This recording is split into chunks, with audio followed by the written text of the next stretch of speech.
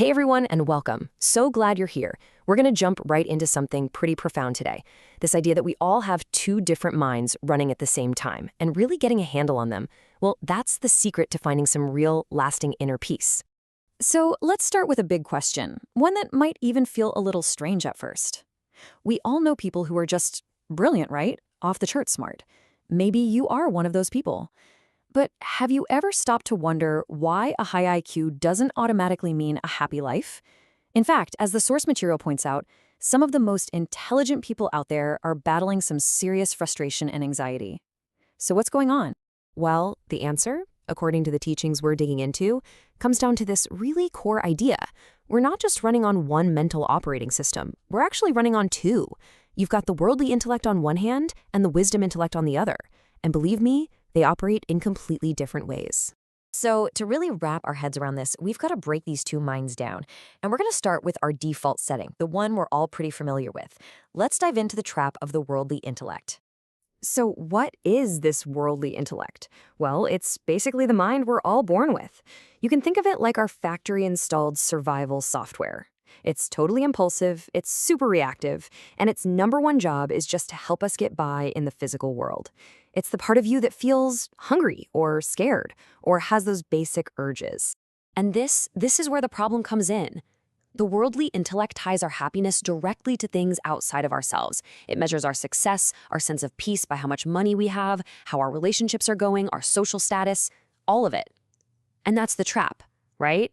It puts our inner peace on really shaky ground because it's totally dependent on things that are always changing and, at the end of the day, just aren't permanent. Wow.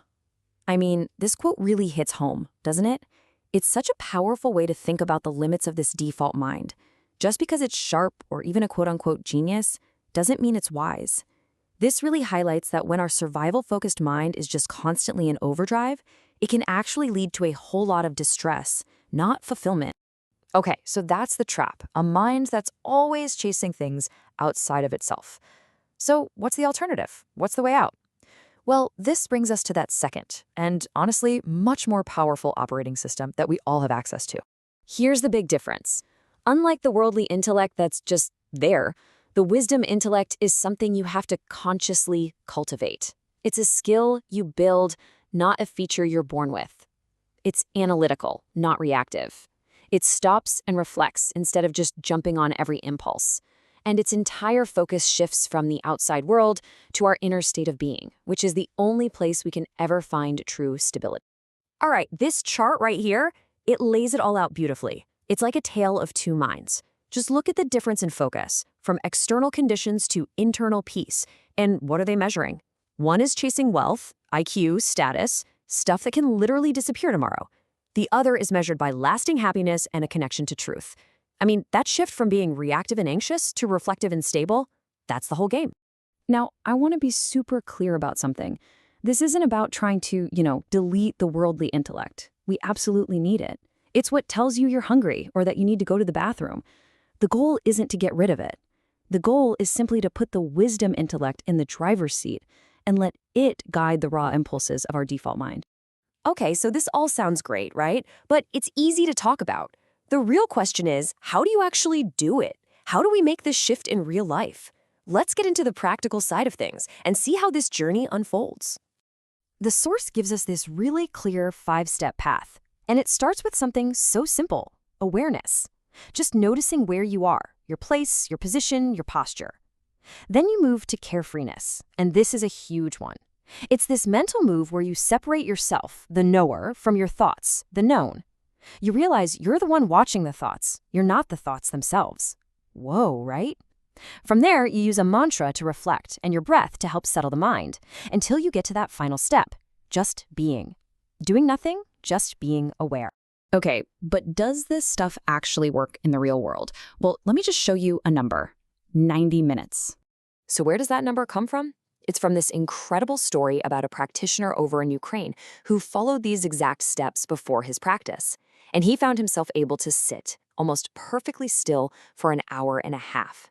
An hour and a half, just experiencing this deep, profound state of calm with barely any distractions.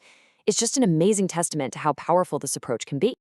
And look, it's not just some one-off thing. Here's what a participant named Sophie had to say about her experience. She noticed a space opening and a distance from thoughts. That's it. That's the wisdom intellect coming online and creating a buffer between you and that constant mental chatter. So we've got this path, we know it works, but here's the best part. You don't have to figure it all out on your own. In fact, the source material really emphasizes how important it is to find a guide to help you navigate this journey. See, in this tradition, which is, by the way, like 10,000 years old, the teacher's role isn't to be some guru who invents new stuff. Not at all. Their job is to be a faithful transmitter of this time-tested wisdom. Their whole function is to help us make that crucial shift from being led by the worldly intellect to being led by the wisdom intellect. And I absolutely love this next analogy. It makes so much sense. Think of the teachings as a GPS for your mind. It's that simple. And if the GPS says, turn right, and you decide, nah, I think I'll go left, well, you're not going to end up where you want to go, are you? Following the path as it's laid out is absolutely key. And to actually use that GPS, we need to bring a few things to the table ourselves. It starts with humility, being willing to admit you don't know it all. Then comes receptivity, having an open mind.